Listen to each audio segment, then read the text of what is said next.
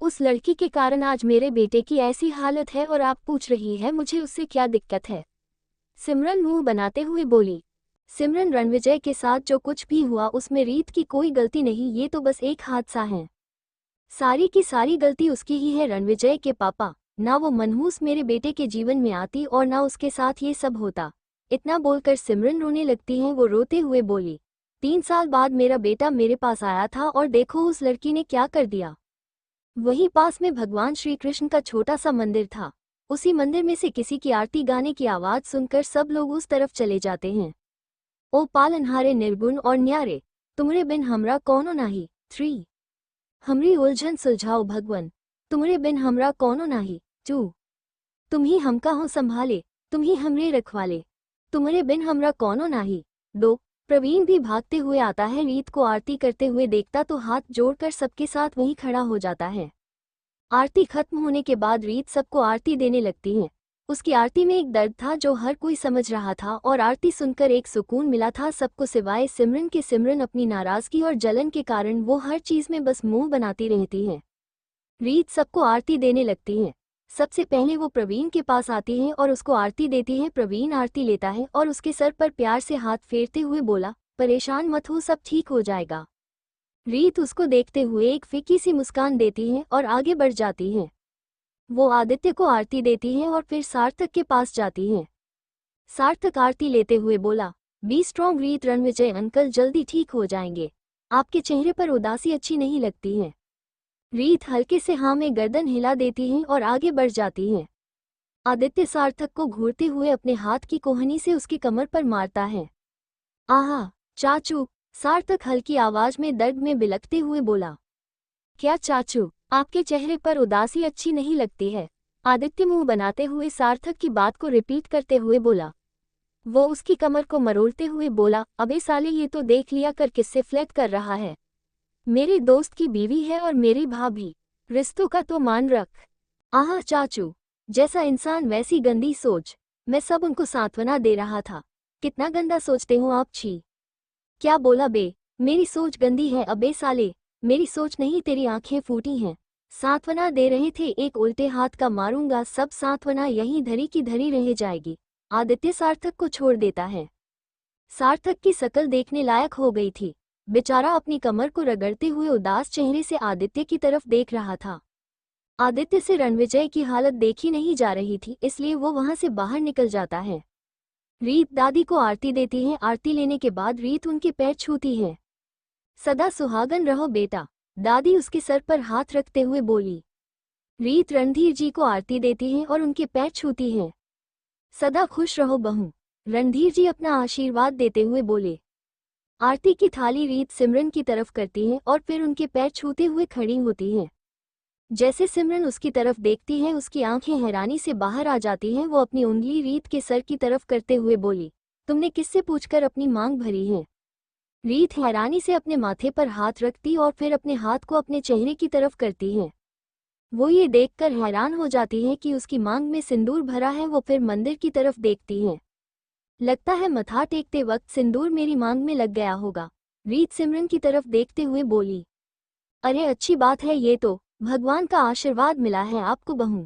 अब देखना रणविजय जल्दी ठीक हो जाएगा, दादी मुस्कुराते हुए बोली। ये सब हम नहीं जानते हैं, पर इस लड़की से अब मेरे बेटे का कोई नाता नहीं है। इसने पहले ही मेरे बच्चे का जीवन बर्बाद कर दिया है। अब ये नाटक करके क्या दिखाना चाहती हो तुम? सिमरन रीत पर चिल्लाते हुए बोली। रीत चुपचाप सर झुकाए सिमरन की बात सुन रही थी। उसकी आंखों में आंसू आ गए थे। तुम कभी मेरे बेटे के लायक नहीं थी। अरे तुम उसकी बीवी बनने के कभी भी लायक नहीं बन सकती हो, समझी तुम? और तुम ही ने कहा था ना कि तुम इस शादी को नहीं मानती हो। अरे अगर तुमने अपनी मांग में सिंदूर भरा होता और गले में मंगलसूत्र पहना होता तो आज मेरा बेटा यहाँ नहीं होता। ये सब तुम्हारे कारण हो रहा है और आज तुम यहाँ ये नाटक करके क्या दिखा रही हो? अरे किस हक से तुमने अपनी मांग में मेरे बेटे के नाम का सिंदूर लगाया है? मिटा दो, मिटा दो। हमने कहा मिटा दो इसे। सिमरन जैसे ही रीत की मांग का सिंदूर मिटाने के लिए उसके तरफ हाथ करती है, तभी रीत जल्दी से उनका हाथ पकड़ लेती है।